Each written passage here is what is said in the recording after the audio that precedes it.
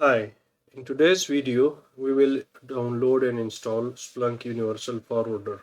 So this is Splunk website and you go to free trials. Okay, this is the URL.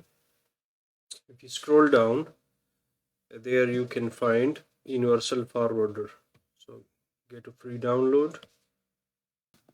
So from here we will go to Linux and install this distribution. Okay, .tgz.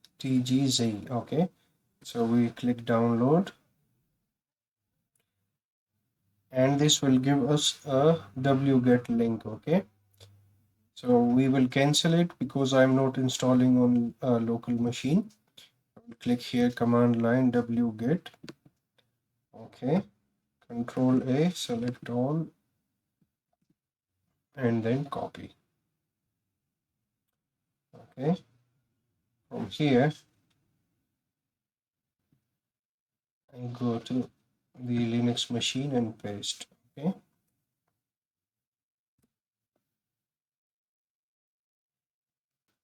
in order to install we use the command tar xvzf and then Splunk Forwarder Linux dash this version. Okay, x86. Okay, now ls, let us clear the screen, and in order to start the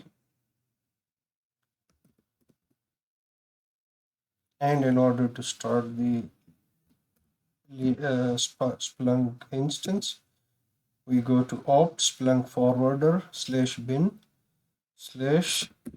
/Splunk start. Okay,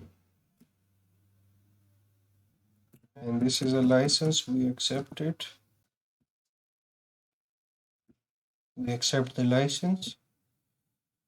Okay, and now we have to make an admin account. So admin, we assign it a password.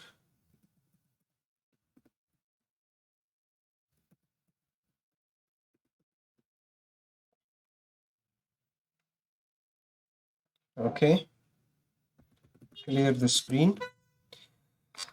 Now our universal forwarder is installed, but unless we open a Splunk port, okay, for receiving the logs. Go to settings, forwarding and receiving, and configure receiving. Okay, we will add new port. So the default port for receiving data into Splunk is 9997. Okay, and save. So now we are telling Splunk to receive logs on this port. Okay, and now here on the universal forwarder we will give one command /opt splunk bin splunk, and the command is add dash forward no add splunk add forward dash server, and we give the IP of our indexer or all-in-one machine of Splunk. Okay, so this is our Splunk IP. Copy from here. Okay, and paste. Okay, we will remove the slash and use HTTP,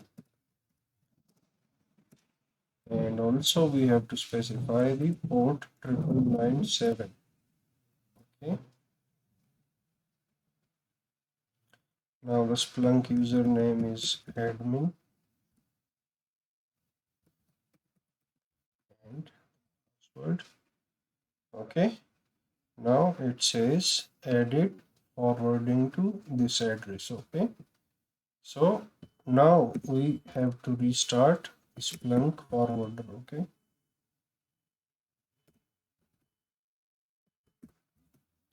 Splunk restart. Okay,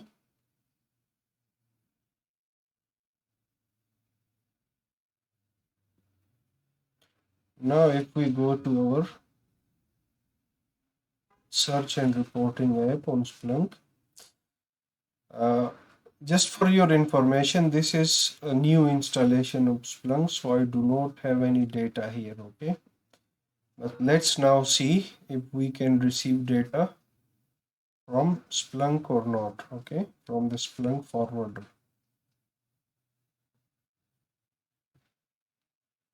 Okay, here one more command we will provide. Okay, this command is Splunk, and we will say monitor. Okay, /var/log. Okay, so now the monitoring is added. Okay,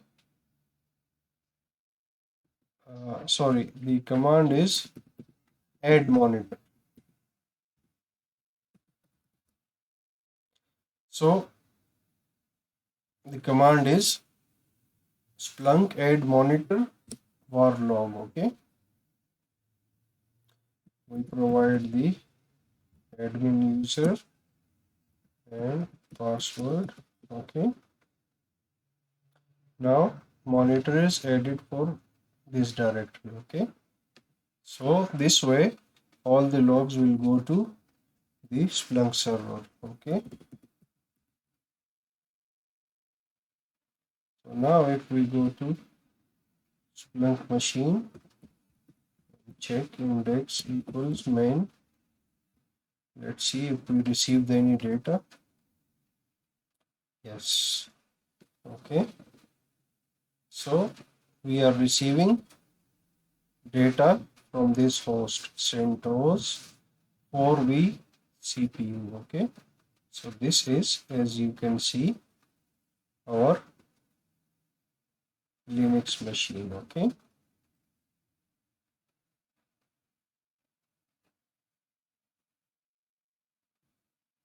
this is our CentOS machine. Okay, thanks for watching.